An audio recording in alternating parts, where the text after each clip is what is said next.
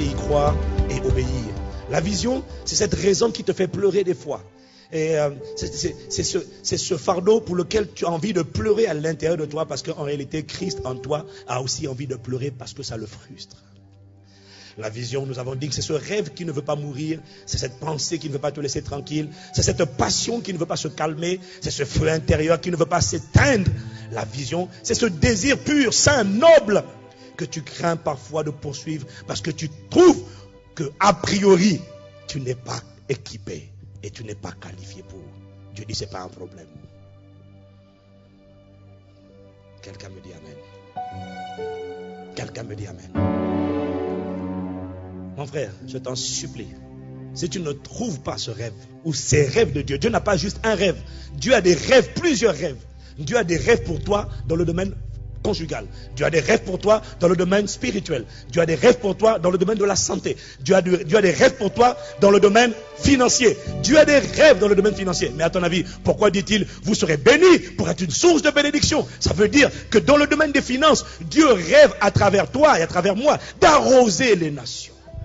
Donc Dieu a des rêves. Dis avec moi, Dieu a des rêves. Dieu a des rêves pour toi au niveau professionnel. Parce que le travail n'est pas une malédiction. Le travail est une bénédiction. Le problème, ce n'est pas le travail. Le problème, c'est le boulet. Enfin, le boulot, pardon. Quelqu'un me dit amen. Voilà pourquoi moi, les gens me disent, mais tu ne prends pas de vacances? Mais écoutez, je n'ai pas de vacances. Même quand je vais en vacances, enfin, ce qu'ils appellent vacances, je travaille en permanence. Et je suis heureux, je jubile. Quand tu es dans le domaine de ta destinée, quand tu es dans le domaine où Dieu... Tu vois, quand tu es dans ce domaine-là, mon ami, on doit te dire, arrête un peu de bosser. Tu dis, je n'y arrive pas. Mon esprit est toujours en train d'innover, de créer, de concevoir, de conceptualiser. Je sais, toi, tu dis, ah là là, vraiment, ok. Alléluia. Dis avec moi, ça vient. Non, dis avec moi, l'heure vient, elle est déjà venue. Je vous assure, si vous comprenez ça, si nous comprenons ça, nous allons être une église où Dieu va susciter des gens qui sont épanouis. Tu dois le trouver. Voilà pourquoi tu dois supplier Dieu. Seigneur, montre-moi, ouvre les yeux de mon cœur, Père. Ouvre les yeux de mon cœur. Maintenant, avant d'arrêter mon enseignement, je vais développer 3 points sur 7. Qu'est-ce que tu fais avec le rêve? Quand tu as trouvé, quand tu as découvert, qu'est-ce qui fait rêver Dieu en moi? Quels sont ces projets de paix qu'il a formulés à mon égard et qu'il a déposés à l'intérieur de moi? Quelles sont ces bonnes œuvres qu'il m'appelle à accomplir sur la terre? D'accord, je suis né pour gouverner la terre. Mais une fois que tu découvres quelle est la particularité avec laquelle Dieu m'a façonné, Dieu m'a créé, quel est ce costume sur mesure qu'il a préparé pour moi avant la fondation du monde, que je n'ai qu'à enfiler et je deviendrai comme un poisson dans l'eau. Une fois que tu as découvert qu'est-ce qui fait rêver Dieu en toi, qu'est-ce que Dieu t'appelle à accomplir sur la terre, qu'est-ce que Dieu a envie de faire à travers toi, au niveau conjugal, au niveau spirituel, au niveau financier, au niveau professionnel, qu'est-ce que Dieu veut faire à travers toi? Une fois que tu l'as trouvé, qu'est-ce que tu fais? Numéro 1. Habakkuk chapitre 2, versets 2 à 4. Allons-y. Qu'est-ce que tu fais? Habakkuk chapitre 2, versets 2 à 4. Je vais vous le lire avec la version Nouvelle Bible Second. Et tout à l'heure, nous allons voir de manière pratique comment on l'articule. Dis Amen. Voilà. Qu'est-ce que tu fais? Qu'est-ce que tu fais avec la vision? Qu'est-ce que tu fais avec le rêve de Dieu? Qu'est-ce que tu fais? Premièrement, écris la vision. Premièrement, écris la vision. Dis à quelqu'un à côté de toi, écris la vision. Habakkuk chapitre 2, versets 2 à 3. Le Seigneur me répondit, écris la vision. Grave-la sur les tablettes afin qu'on la lise couramment. Car c'est une vision pour le temps fixé. Elle aspire vers son terme, elle ne mentira pas. J'aime beaucoup la version anglaise parce que la version anglaise dit, à la place de elle aspire vers son terme, la version anglaise dit, elle parlera. Elle parlera. Dis avec moi, la vision de Dieu pour ma vie parlera. Elle parlera. Je t'assure, elle parlera. Elle parlera. Elle parlera. Elle ne mentira pas. Si elle tarde, attends-la. Car elle se réalisera bel et bien. Elle ne sera pas différée. Dis encore avec moi, écris la vision. Écoutez-moi bien. Une vision qui n'est pas écrite reste juste un souhait, une bonne intention ou une bonne idée. Une vision qui n'est pas écrite est juste une bonne intention, c'est un souhait ou c'est une bonne idée. Mais le problème, c'est que les idées, tu en as 50 000 dans la journée. Si tu ne la captures pas, elle s'en va. Amen. Une vision écrite devient un plan. Une vision écrite devient un plan qui te rappelle en permanence où tu dois aller, où est-ce que tu es en train d'aller. Il faut écrire la vision. Et je n'ose même pas demander de lever la main. Je sais que la plupart n'écrivent pas la vision. Qu'est-ce que tu vois? Qu'est-ce que Christ en toi? De quoi est-ce que tu rêves? Qu'est-ce que tu vois? Écris-le. Écris-le. Je suis tellement reconnaissant à Dieu de ce que j'ai écrit. J'ai osé écrire en 2003 une vision qui s'est manifestée aujourd'hui. Waouh! Je t'assure, ça vaut la peine d'écrire. Tu sais pourquoi? Parce que des fois, il y a des saisons dans la vie où tu vas être fatigué, découragé, abattu, perdu. Tu vas te sentir paumé, désespéré. Mais une vision écrite est un plan. Quand tu l'écris, en fait, tu la matérialises, on va le voir tout à l'heure, en objectif et en plan. Dis avec moi un plan. Un plan, c'est quoi? C'est une cartographie de là où tu dois aller. Et quand tu es perdu, tu sais d'aller quelque part et que tu es perdu, qu'est-ce que tu fais naturellement? Tu reviens vers le plan, tu dis je suis là, je dois aller là. Alors tu te reposes, tu bois un peu d'eau et tu dis nous continuons. Quelqu'un me dit amen. Mais si tu n'as pas écrit la vision et qu'elle reste seulement derrière la tête, dans la mémoire, quelqu'un a dit que ce qui est derrière la tête ne sera jamais manifesté devant. Quelqu'un me dit amen. Une vision écrite de manière claire et attrayante attirera toujours les ressources nécessaires à son accomplissement. Les ressources humaines, les ressources financières, les ressources matérielles viendront toujours lorsque la vision a été formulée clairement. Quelqu'un me dit amen. Est-ce que vous avez remarqué que même les gens qui sont bienfaiteurs, qui sont généreux, qui aiment donner, comme moi-même, le premier, tu vas te rendre compte que les gens qui aiment donner ne donnent pas aux personnes, ne donnent pas aux idées, mais ils donnent à des visions claires, élaborées, structurées. Quelqu'un dit amen. Tu penses vraiment que tu penses que nous tous là, on se serait mobilisés pour être ici, pour acheter ce temple, ce bâtiment, si on avait juste dit, on va acheter, quoi? Un jour, quoi? Quand? Un jour, quoi? Quelque chose. C'est où? On ne sait pas. Bon,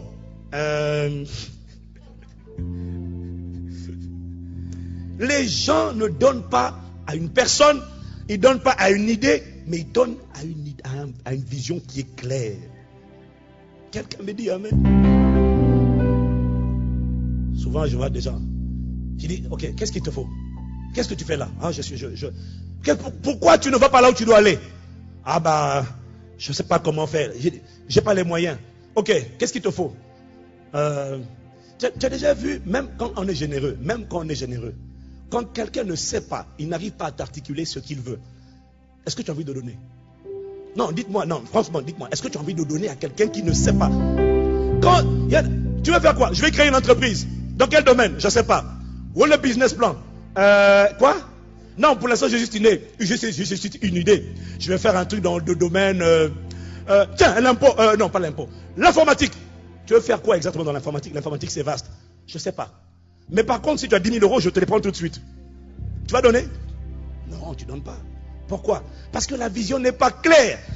Elle n'est pas écrite. Elle n'est pas traduite en projet. Autrement dit, ton manque de préparation va éloigner même les gens qui sont généreux. Au mieux, on te donnera peut-être 10 centimes d'euros.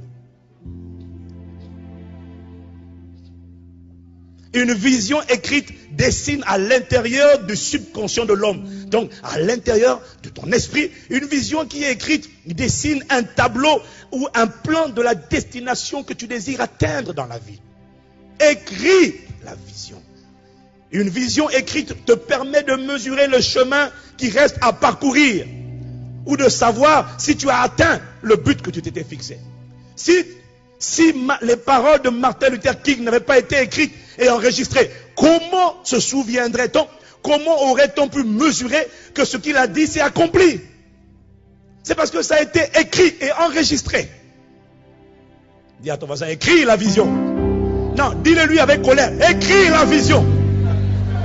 Moi, je comprends que tu n'oses pas parce que toi-même tu ne l'as pas écrite. C'est ça la réalité. Alors dis, Seigneur, aide-moi à écrire la vision. Non, parce que tu as du mal à parler à ton voisin, toi-même tu es disqualifié.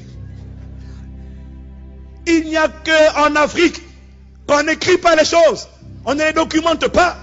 Et on est fier de dire, un vieillard africain qui meurt, c'est une bibliothèque qui brûle. Et ils sont contents de dire, c'est une bibliothèque qui brûle comme un vieux. Parce que personne n'écrit, personne ne documente, personne ne rédige. Donc tu ne sais pas ce que les autres ont fait. C'est une tragédie. Mais des proverbes pareils. Il faut que ça change. Dis à quelqu'un, écris. Oui, je sais. Quand tu commences à écrire une vision, c'est pas simple. Parce que tu sens que c'est dur. Je t'assure, je sais de quoi je parle. Parce que tu dois tirer. Tu sens que tes méninges commencent à transpirer. Tu as besoin d'inspiration. Et la plupart du temps même, tu dis, mais je vais écrire quoi même? Je vais écrire quoi? Dans la vie, je voudrais être footballeur. On ne parle pas de ça. On parle de ce qui... Parce que là-bas, ça gagne beaucoup d'argent. Non, c'est pas ça la vision. Je parle du rêve que Dieu est en train de rêver à travers toi. Et si tu rêves de football, il faut que tu sois talentueux au niveau du football. On va pas te faire une entorse comme nous. La première fois que j'ai joué au football il y a quelques années, je me suis pris une entorse. Oh purée. C'est pas mon domaine. Je suis bon ailleurs. Dis encore à quelqu'un, écris la vision. Deuxièmement, une fois que tu as écrit la vision, qu'est-ce que tu fais? La Bible dit, toujours Habakkuk 2, verset 2, écris la vision, grave-la sur les tablettes, afin qu'on puisse la lire couramment. Lis la vision couramment ou régulièrement. Deuxièmement, lis-la régulièrement. Ne la lis pas de temps en temps, lis-la régulièrement. Lis-la régulièrement. Ça veut dire que tu dois l'écrire dans des endroits où tu passes beaucoup de temps. Accroche-la. Il dit grave-la sur les tablettes. Moi, dans la version moderne, je dirais, mets-la dans un cadre. À côté de la photo de mariage, tu mets la vision. Si je fais ça, ma femme va me chercher des problèmes. Parce qu'elle va dire, ouais, mais ton papier là n'est pas aussi beau que la photo de mariage. Le problème, c'est que la photo de mariage ne m'amènera pas vers ma destinée. C'est la vision. Bon, si tu es célibataire, c'est facile à faire. Si tu es marié, il faut négocier. Dis à quelqu'un, lis la vision. Lis-la régulièrement. Pourquoi la lis régulièrement? Parce que ce qui est constamment devant tes yeux requiert ton attention immédiate. Ce qui est constamment devant tes yeux requiert ton attention. Lis la vision. Parce que si la vision vient de Dieu, elle est inspirée par Dieu, alors sache une chose, ce que tu as écrit est une parole qui vient de Dieu. Dis Amen. Mais si cette parole vient de Dieu, elle a de la vie. Alors chaque fois que tu la lis, tu vas te rendre compte que la vie qui est dans cette parole rentre à l'intérieur de toi et ranime la détermination, ranime le zèle, ranime la ferveur, ranime la passion. Parce que la Bible dit que la parole de Dieu est vivante et efficace. Ce que Dieu dit et que tu as écrit, c'est on tient la vie. Quelqu'un me dit Amen. Lis-la couramment parce que c'est ce qu'une personne sage fait lorsqu'elle est perdue. Et je te garantis qu'il y a des moments dans ta vie, où je l'ai dit, où tu vas te sentir perdu. Qu'est-ce que tu fais? Repars lire la vision. Et laisse la vie qui est dans la vision te pénétrer. Sinon tu risques de t'éparpiller et de te disperser. Oh, ne t'inquiète pas. Quand je te donne ça, je suis très humble quand je te donne ça. Parce que je sais que ce que je dis requiert de la discipline. Mais nous allons prier que Dieu nous accorde sa grâce. Quelqu'un me dit Amen. Mais lis la vision. Lis la vision. Parce qu'en la lisant couramment, je dis bien couramment, tu vas te rappeler pourquoi tu souffres ce que tu souffres. Pourquoi tu endures ce que tu endures. Pourquoi tu ne dois pas lâcher prise. Parce que des fois ton âme a tendance à se poser des questions. Ton âme a tendance à s'abattre facilement à l'intérieur de toi. Pourquoi t'as battu mon âme? Espère en l'Éternel. Et puis David dit, voilà ce que je repasserai de mon cœur. Je reviendrai lire la vision. Voilà ce que je repasserai. Voilà ce sur quoi je méditerai. C'est que les bontés de l'Éternel ne sont pas épuisées. Ses compassions ne sont pas épuisées. Lis la vision couramment. Dis à ton voisin, lis la vision. Lis la vision. Lis-la couramment parce qu'elle te sert d'inspiration. Chaque lecture de la vision te rappelle où tu vas, pourquoi tu y vas. Ça crée un stimuli extraordinaire. Lis la vision, lis-le. Et quand tu as eu une victoire, lis la vision. Quand tu as eu un accomplissement, lis la vision. Quand tu as échoué, lis la vision. Mais quand tu as réussi, encore plus, lis la vision. Pourquoi? Parce que si tu ne lis pas la vision, tu vas croire que tu es arrivé à destination. Si tu es en train d'aller à Marseille et que tu es arrivé à Lyon et que tu n'as pas la vision, tu ne lis pas la vision et que les gens commencent à acclamer quand tu es à Lyon. Ah, bravo, félicitations, un merveilleux exploit, tu as fait un bon travail.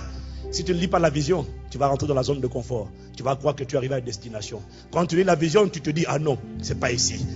Alléluia, merci Seigneur, mais on avance. Quelqu'un me dit amen. Dis à toi, lis la vision.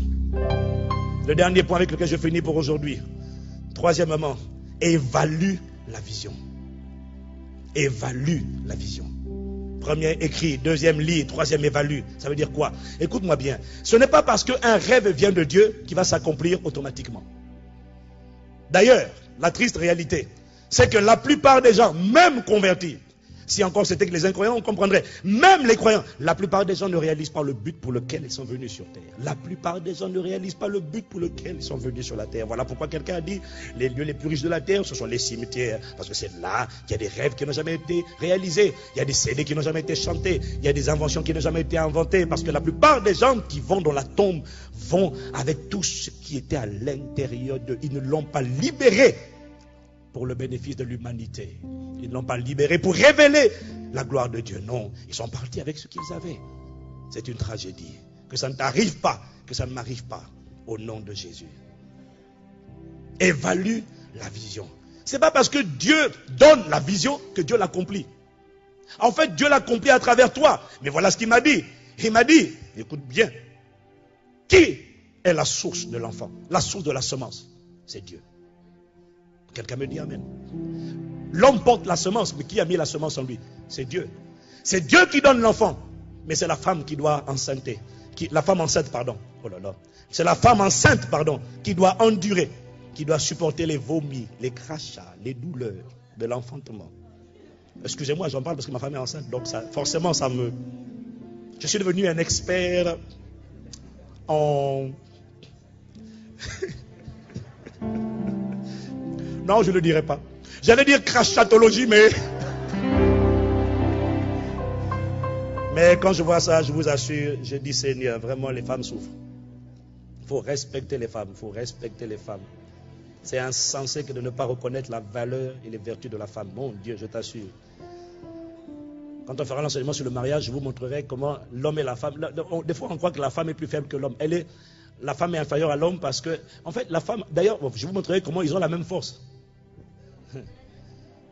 Eh mon ami, supporter ce qu'elle supporte là? Non. La différence c'est que l'homme porte, la femme supporte. C'est tout. Mais les deux ont la force, la même. Mais elle ne se situe pas au même endroit. La force de l'homme c'est pour porter, c'est pour ça qu'elle est au niveau des bras, pas pour la frapper, mais pour porter. Et la force de la femme se situe en dessous du bassin pour supporter.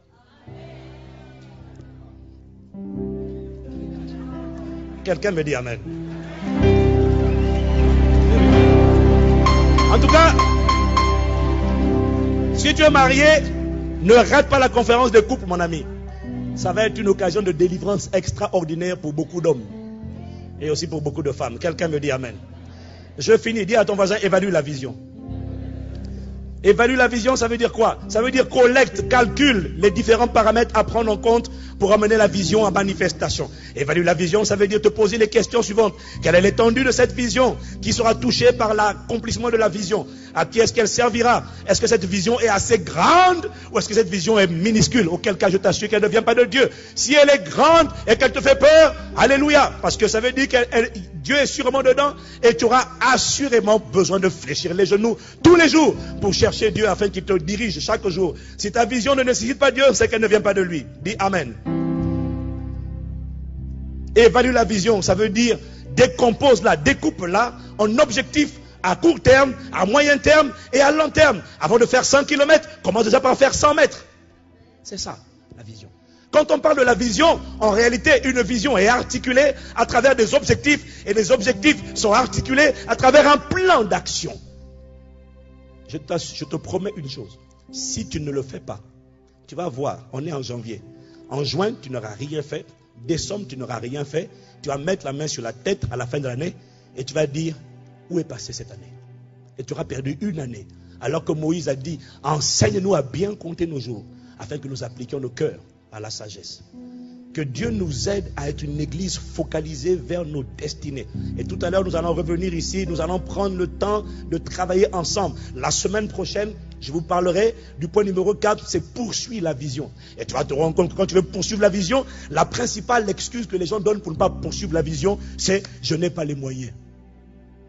Et nous allons voir que cette excuse, elle ne tiendra plus la route à partir de la semaine prochaine. Tu sauras comment on fait pour poursuivre ou pour courir vers la vision. Après, on te parlera d'être enraciné. Après, on te parlera d'accomplir. Après, on te parlera de la récompense. Des récompenses. Inclinons la tête et prions.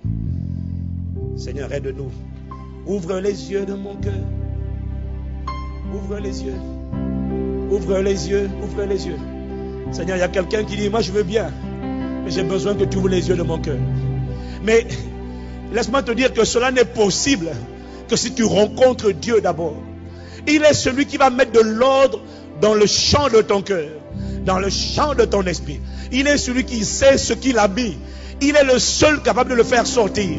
Ce n'est pas la peine, on l'a dit, de courir après un prophète pour qu'il te dise exactement à quoi est-ce que tu m'appelles. Il n'y a rien de plus tragique dans la vie que de ne pas connaître qui tu es, c'est-à-dire ton identité. De ne pas savoir pourquoi est-ce que tu existes. Qu'est-ce que tu fais sur la terre? Est-ce que tu es venu pour accompagner les autres? Es-tu venu pour payer des factures? Es-tu venu pour t'ennuyer? Es-tu venu juste pour être là, pour être écrasé, opprimé, comprimé, déprimé? Es-tu venu juste pour respirer l'oxygène de Dieu inutilement? Non, tu n'as pas le droit. Tu n'as pas le droit. Il y a trop de vies qui dépendent de ta capacité à te lever. Il y a trop d'âmes, il y a trop de personnes dont la destinée est étroitement liée à toi. Il a dit, je vous bénirai. Je te bénirai afin que tu sois une source de bénédiction. Il y a des gens qui ont besoin de te voir et de me voir manifester ma destinée afin que ce que Dieu a mis en moi pour les nations soit libéré. Seigneur, aide-moi. Je refuse d'être aveugle. En cette saison de manifestation, en cette saison d'enfantement, plus que jamais, je réalise l'importance d'être enceinte, mais aussi l'importance de pouvoir voir cette grossesse spirituelle. Parce qu'en réalité, tu ne peux pas dire je suis enceinte si on ne voit rien à l'échographie. Si on ne voit rien à l'échographie, c'est qu'il n'y a rien à l'intérieur. Voilà pourquoi la vision est indispensable. Parce qu'en voyant par les yeux de la vision, je sais qu'il y a un enfant à l'intérieur qui tôt ou tard sera manifesté. Tant que je vois à travers l'échographie spirituelle, c'est-à-dire à travers la vision, alors j'ai de l'espoir. Alors j'ai la force d'endurer. Alors j'ai la force de supporter. Et lorsqu'on me dit, mais où est donc ton Dieu? Je te garantis une chose, je sais que mon Rédempteur vit. Ce que tu ne vois pas, c'est l'enfant à l'intérieur. Moque-toi de moi parce que j'ai les poches vides. Moque-toi de moi parce que je stagne dans la vie. Moque-toi de moi parce que je ne suis pas encore marié. Moque-toi de moi parce que je n'ai pas encore d'enfant. Moque-toi de moi si tu veux. Mais je te garantis une chose, à l'intérieur, tu ne peux pas le voir. Dieu seul le voit. Je le vois par les yeux de l'esprit. Il y a un enfant que la parole a conçu. À travers la vision, je le vois. Voilà pourquoi lorsque les gens pleurent, je ne pleure pas. Voilà pourquoi lorsque les autres jettent l'éponge, je ne jette pas l'éponge. Parce que la différence, c'est que pour moi, il y a de l'espérance. Pour moi, il y a de l'espoir.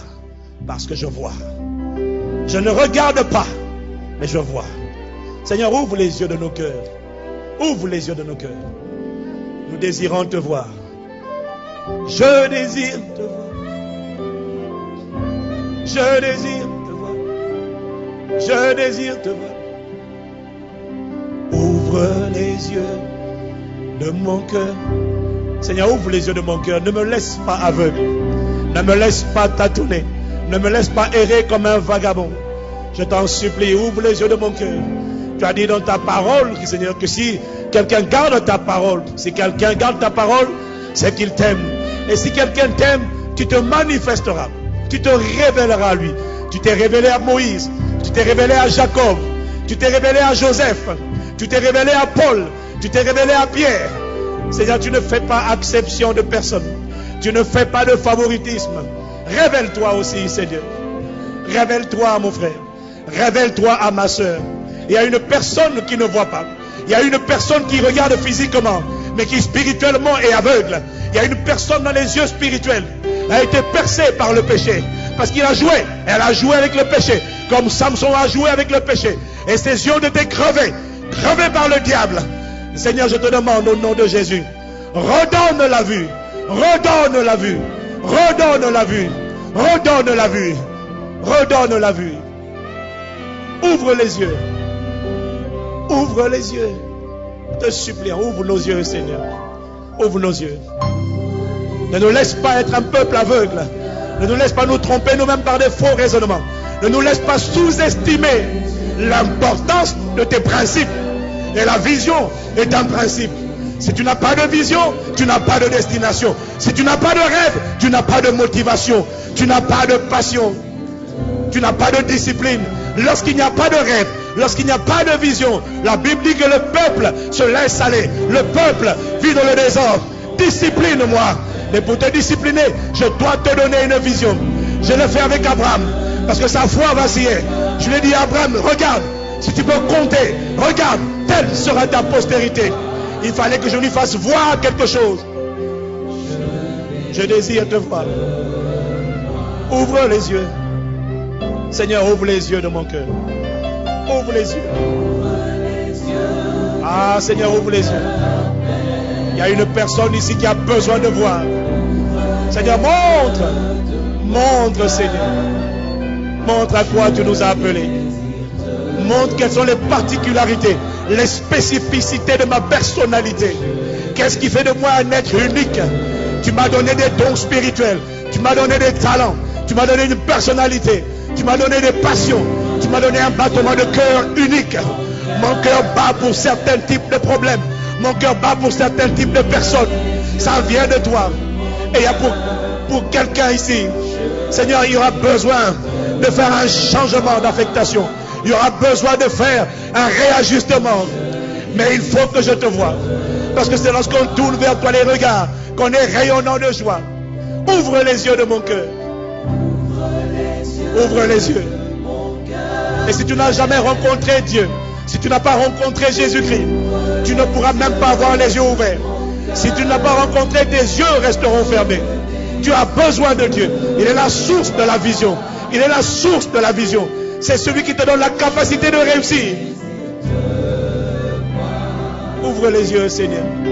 Ouvre les yeux de mon cœur. Ouvre les yeux de mon cœur. Afin que je voie moi-même l'espérance qui s'attache à ton appel. Ouvre les yeux de mon cœur. Ouvre les yeux de mon cœur. Ouvre les yeux. Ouvre les yeux. Je désire te voir. Je désire te voir. Si tu le vois, tu ne verras que la gloire. Si tu le vois, tu diras comme les chérubins, Saint, Saint, Saint est l'Éternel des armées. La terre est remplie de sa gloire.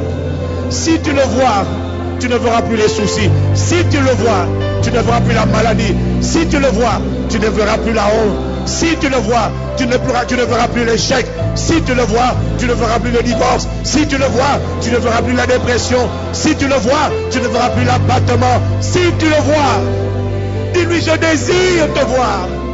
Change ma perception. Je veux te voir. Je veux te voir. Si tu le vois, tu ne verras pas la stérilité. Si tu le vois, tu ne verras pas l'oppression. Si tu le vois, tu ne verras pas l'obsession démoniaque.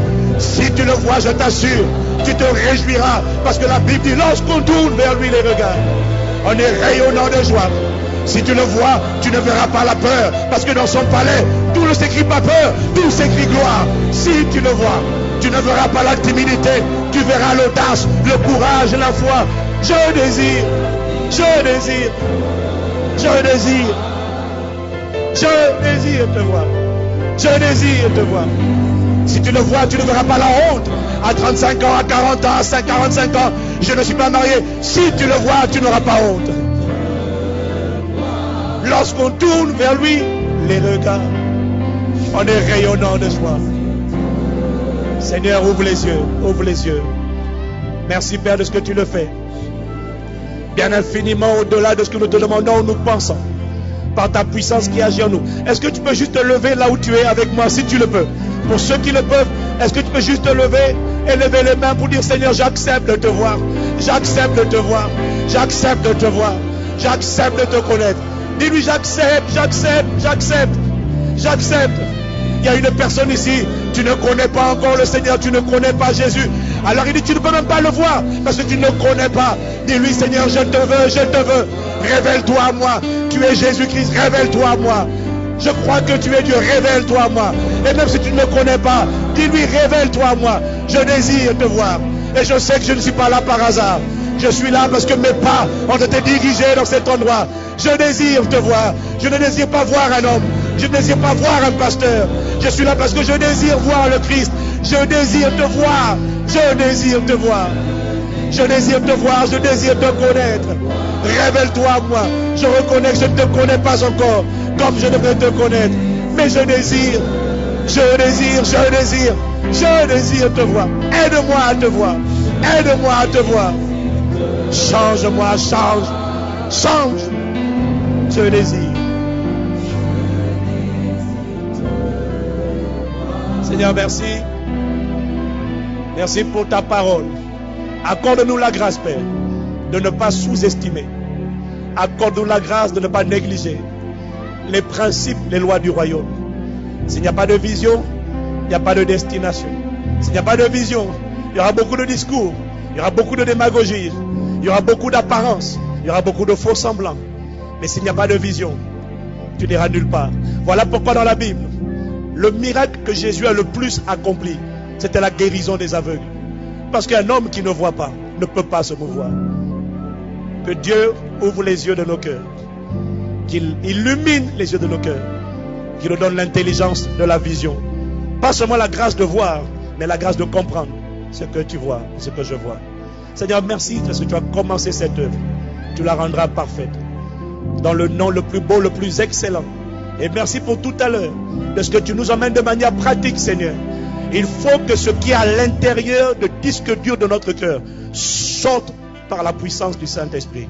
Je te dis merci parce que tu as déjà exaucé cette prière et tu nous aideras tout à l'heure. Au nom de Jésus. Amen.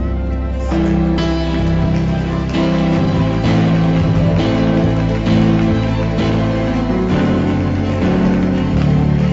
Alléluia. Est-ce qu'on peut acclamer le Seigneur encore une fois pour sa parole? La puissance de la vision. Merci Seigneur.